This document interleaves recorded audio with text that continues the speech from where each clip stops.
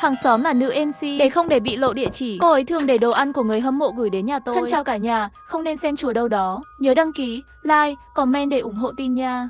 Sau đó cô ấy yêu đương bị phát hiện, khiến cho một vị đại ca xông vào lúc nửa đêm, xen tôi như cô ấy mà bóc chớt khi còn sống. Sau khi mở mắt ra lần nữa, cửa truyền đến tiếng nhân viên giao hàng gõ cửa. Bị đánh thức, tôi kinh hồn ngồi dậy khỏi giường. Toàn thân đầy mồ hôi, ánh sáng trên màn hình điện thoại có chút chói mắt trong bóng tối.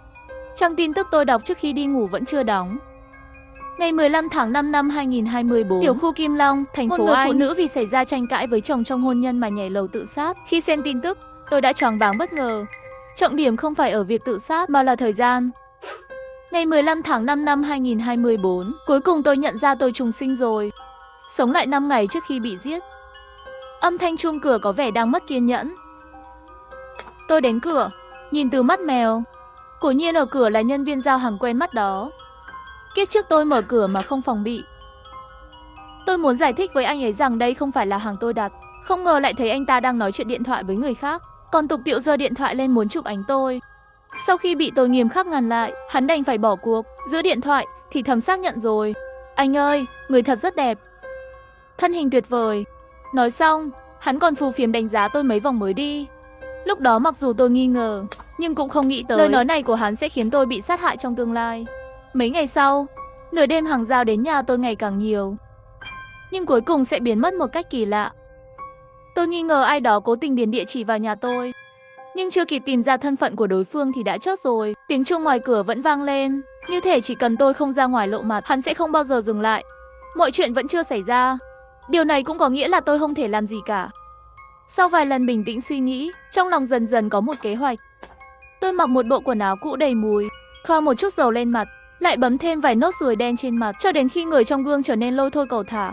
Tôi lại vào bếp, lấy một con dao làm bếp và ra mở cửa. Ai vậy? Chán sống rồi à? Mà dám làm phiền tôi ngủ vào nửa đêm. Bên ngoài nhân viên giao hàng nhíu mắt lại, quả nhiên bị sợ hãi liên tục lùi lại mấy bước. Hắn hậm hực buông điện thoại chụp ảnh xuống. Xin hỏi có phải là tiểu Điềm Điềm không? Điềm mẹ anh, tôi không gọi đồ ăn. Nếu anh quấy rối tôi nữa tôi sẽ báo cảnh sát. Lấy điện thoại ra để gọi cảnh sát. Nhân viên giao hàng là một người sợ hãi, lúc này rất hòa nhã vẫy tay. Lấy hàng giao đến rồi rời đi. Vừa đi hắn vừa thấp giọng gọi điện thoại cho bên kia, báo tin cho tên đại ca, trong giọng nói có vẻ ghét bỏ. Anh ơi, người phụ nữ sống trong nhà này là một đứa xấu xí, chắc chắn không phải là tiểu Điềm Điềm mà anh nói. Chắc là địa chỉ cho nhầm rồi. Phòng livestream có lợi hại thế nào cũng không thể biến một bà dì thành lowly chứ. Sau khi nghe nhân viên giao hàng nói, tôi mới có chút nhẹ lòng trở về nhà.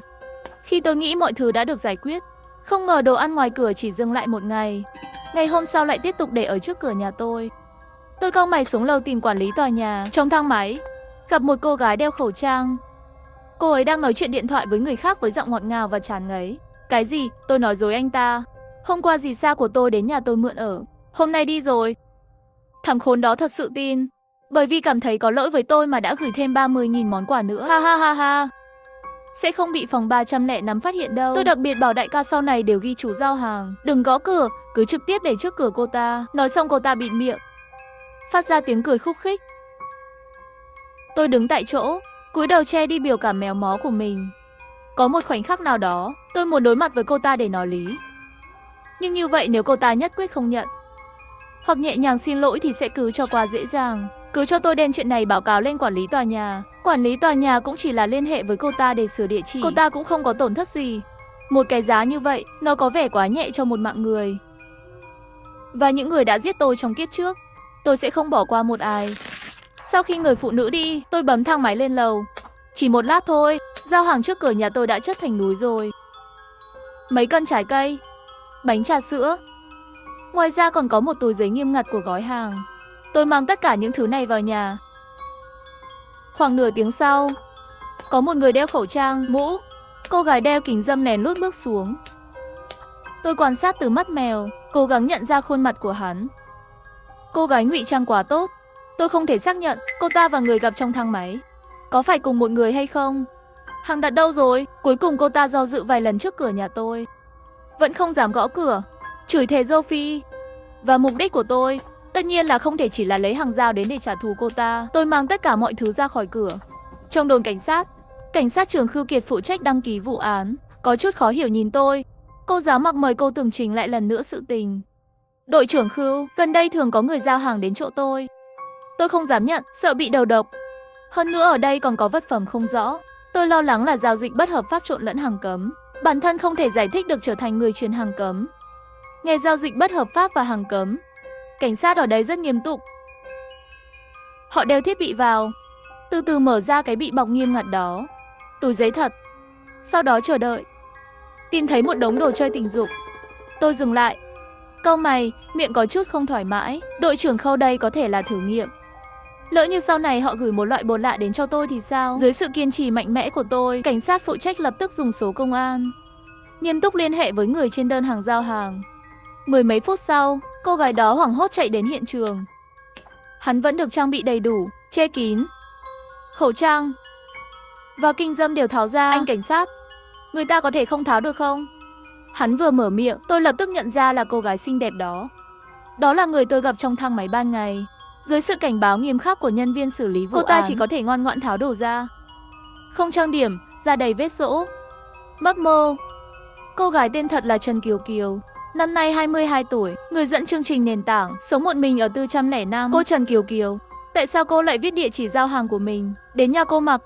Người ta không phải cố ý đâu, chỉ là không cẩn thận viết nhầm thôi. Trần Kiều Kiều chân thành cười với các cảnh sát. Nhưng khi họ không chú ý, Nguyên ánh mắt hung hăng trừng mắt nhìn tôi mấy cái. Tôi không để ý đến cô ta, nói sự thật một cách nghiêm túc. Cô ta viết sai mấy lần rồi. Tôi nghi ngờ một cách hợp lý rằng cô ta đang cố tình quấy rối tôi. Người ta không có mà. Thấy Trần Kiều Kiều vẫn còn xảo quyệt. Tôi đem video giám sát mới lắp đặt trước cửa nhà lấy ra. Trong video Trần Kiều Kiều 2-3 lần lén lút đến cửa nhà tôi lấy hàng mang đi. Mục tiêu rõ ràng là cô ta cố ý. Lần này cô ta không còn lời xảo biện nữa, đành phải khổ sở thừa nhận sai lầm và hứa sẽ không bao giờ như vậy. Nếu lần sau lại có hành xấu quấy rối, công an sẽ tạm giữ cô. Trần Kiều Kiều sợ đến nỗi mặt trắng bệch, rời đi một cách ảm đạm. Sau ngày hôm đó, đặt hàng của Trần Kiều Kiều quả nhiên không còn xuất hiện trước cửa nhà tôi nữa. Nhưng cô ta đã chuyển mục tiêu, gửi đến cửa một người hàng xóm khác cùng tầng. 303 cũng là một cô gái độc thân, người rất dễ nói chuyện, có một chút nhút nhát. Tôi đã nhắc nhở cô ấy nhiều lần, nhưng Lý Đào giữ nguyên tắc thêm một chuyện không bằng bớt một chuyện, vẫn không dám báo cảnh sát. Chưa đầy 2 ngày, tôi tình cờ gặp Trần Kiều Kiều trong thang máy, đang nắm tay rất tình tứ với một chàng thanh niên trẻ. Cô ta yêu đương rồi. Nếu chuyện này bị đại ca trong phòng livestream phát hiện, tên biến thái đó sẽ tức giận tiến về nhà Lý Đào, giết cô ấy. Bánh răng của vận rủi chính thức bắt đầu sai.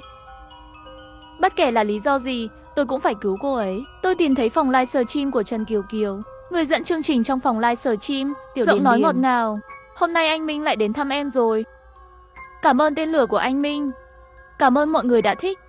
Quà tặng lên đến 50.000, Điềm Điềm sẽ nhảy cho mọi người.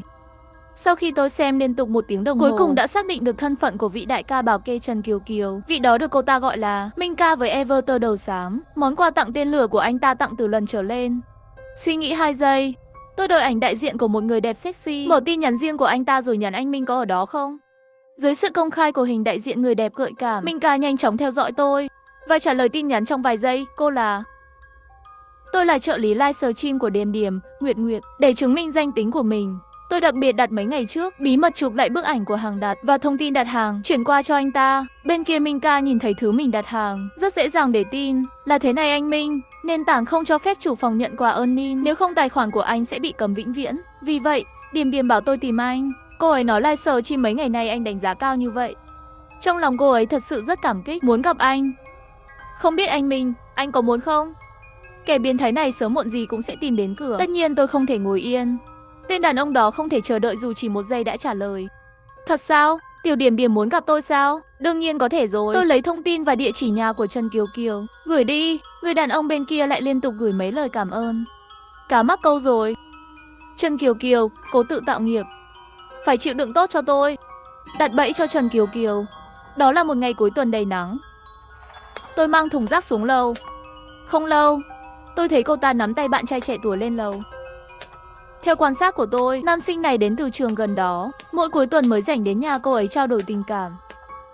Cho nên tôi đặc biệt lấy thân phận trợ lý nhỏ Nguyệt Nguyệt, hẹn gặp Minh ca đó vào thứ Bảy. Nếu hắn có thể nhìn thấy Trần Kiều Kiều và đích thân phá vỡ mối tình của cô ta với bạn trai trẻ tuổi, vậy thì tôi và Lý Đào sẽ an toàn. Nhưng điều không ngờ là Trần Kiều Kiều may mắn lắm. Đại ca đến muộn rồi. Chờ khi tôi nhìn thấy bóng dáng anh ta từ bệ cửa sổ. Đã được 3 tiếng rồi.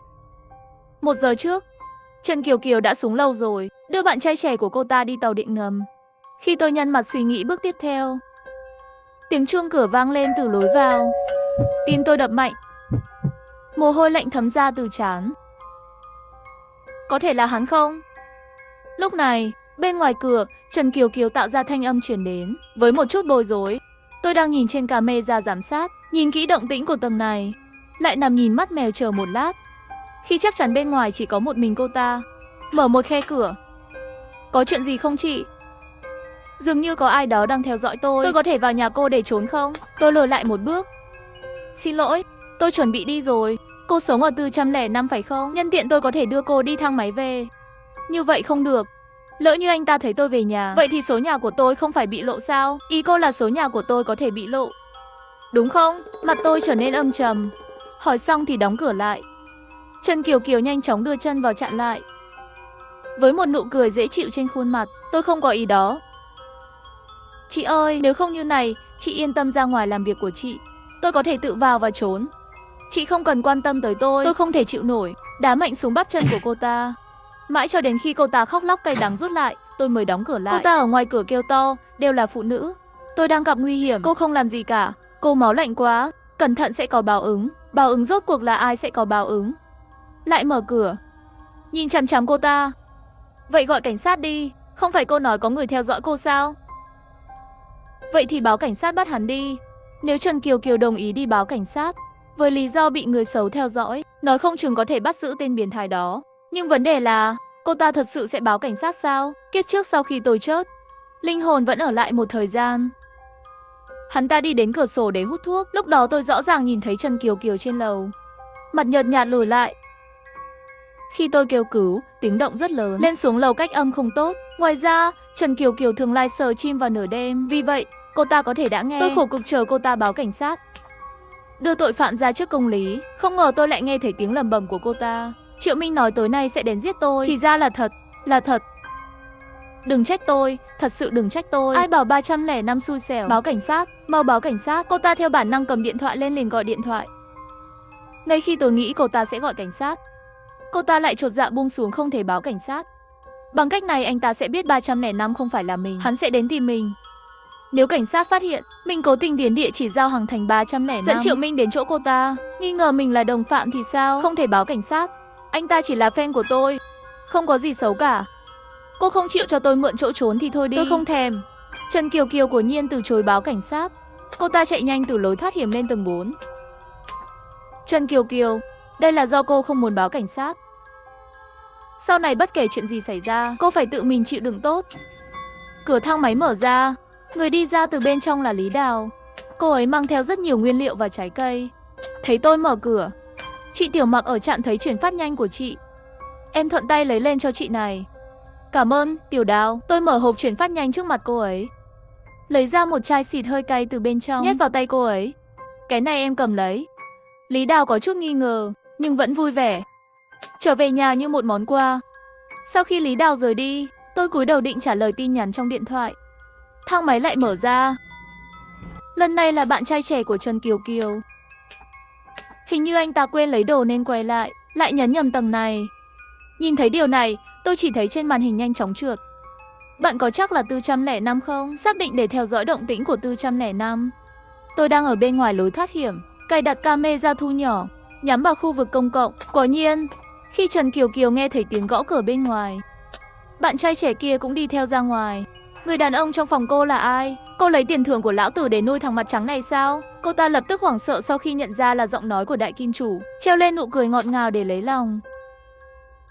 Minh ca, đó là em trai em, làm sao em có thể yêu được? Giải thích xong, cô ta còn liều mạng nháy mắt với tên bạn trai trẻ. Bạn trai trẻ nhìn thấy thân hình to lớn của Triệu Minh và khuôn mặt béo tròn của anh ta, đột nhiên hiểu ra. Đúng rồi anh à, em chỉ đến chỗ chị gái em vào cuối tuần để chơi thôi, đừng nghĩ nhiều. Trên thực tế, Triệu Minh đoán rất tốt. Người này chính là tiểu bạch thỏ mà Trần Kiều tiêu tiền nuôi dưỡng. Cậu ta đeo cái ba lô, cũng không quay đầu lại, nhanh chóng chạy đi. Anh xem Minh ca, nếu đó là bạn trai em, làm sao có thể tự mình đi để la hai chúng ta chứ? Một người đàn ông không thể chủ động đội mũ xanh được. Triệu Minh đứng tại chỗ không biết là tin hay là không tin. Khi hắn cúi đầu nhìn thân hình Trần Kiều Kiều, dần dần nheo mắt lại. Không chịu được vẫn ở nơi công cộng, ôm người phụ nữ. Trần Kiều Kiều bị giật mình, không mời anh vào ngồi sao? Minh ca, hay là chúng ta ra ngoài ăn cơm đi? Trần Kiều Kiều cười miễn cưỡng muốn dỗ người đàn ông đó rời đi. Nhưng sức lực của cô ta không mạnh bằng đàn ông, rất nhanh đã bị hắn kéo vào trong nhà. Mới bắt đầu, trên lầu thỉnh thoảng nghe thấy tiếng vật nặng rơi xuống đất. Trần Kiều Kiều còn hét lên 2 cái. Tòa nhà này cách âm rất tệ, cho nên Trần Kiều Kiều, đêm đó tôi đã kêu cứu. Chắc cô ấy đã nghe rồi.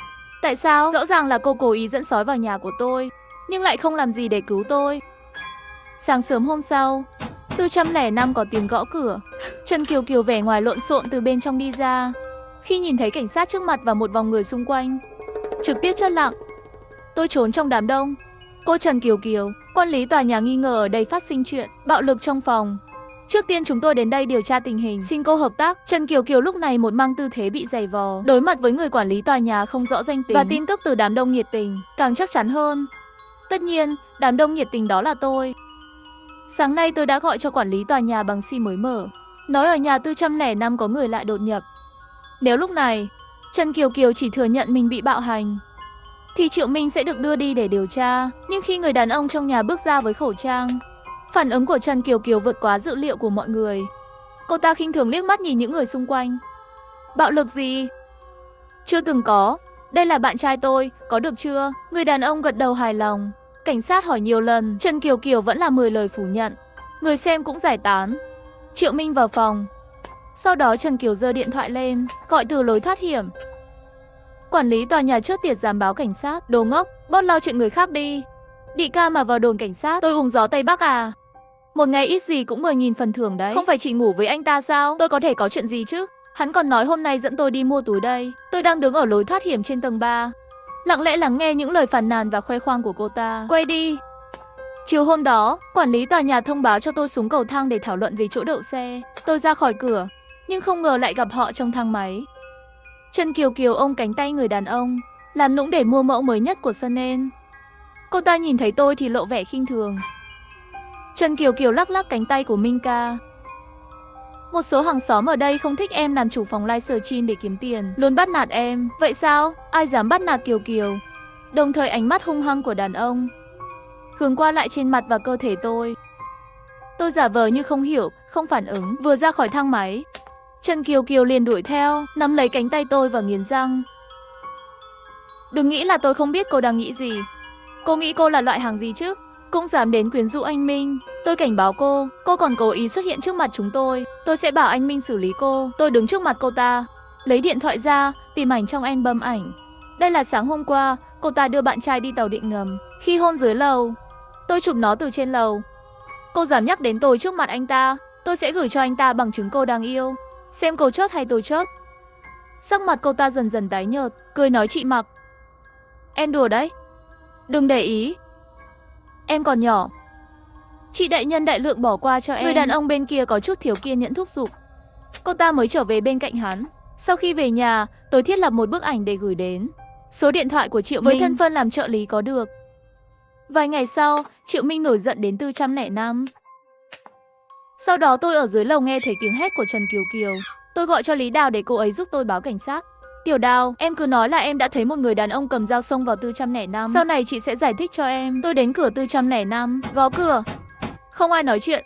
Kiều Kiều, cô có trong đó không? Tôi đến để trả lại đồ cho cô. Hắn nghe thấy giọng nói của phụ nữ, thả lòng cảnh giác, mở cửa ra. Lúc nhìn thấy tôi cười nói, thì ra là cô. Trần Kiều Kiều có ở đó không? Cô vào đi. Cô ấy đang ngủ, cô vào đi, tôi sẽ giúp cô đánh thức cô ấy. Tôi theo anh ta vào phòng. Bước vào mắt chính là Trần Kiều Kiều ngồi trong vũng máu. Khuôn mặt bị hủy hoại, anh ta có vẻ rất hận.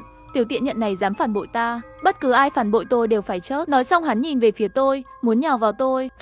Tôi giả vờ sợ hãi và ngã lên giường, giấu con dao găm vào khe giường. Minh ca, anh đừng vội mà. Tôi ngoan ngoãn, đừng làm tổn thương tôi. Minh ca, anh nằm xuống được không? Tôi sẽ phục vụ anh. Mày muốn chơi trò gì?